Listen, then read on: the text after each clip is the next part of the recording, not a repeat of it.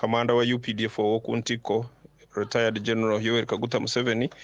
yasiimye era nakkiriza ba generals abawera ddala 11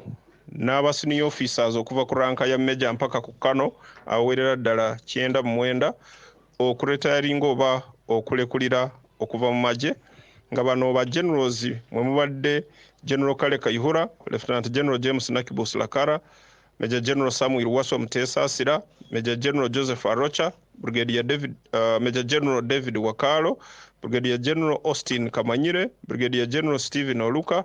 Brigadier General Frank Katende Kyambadde, Brigadier General Emmanuel Kuyihangana, Brigadier General Wilson Muhabuzi ne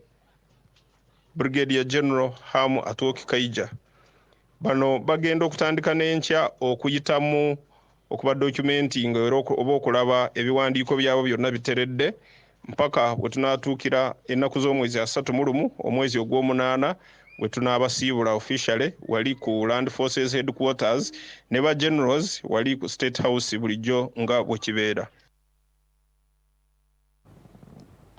Kale ebisingawo tujja kubanga ate tubikuwa wano ku BBS Serifina ujjoba weekuumirako era tujja kwongera okubirondoola. Bwe twengerayo poliisi enenyezza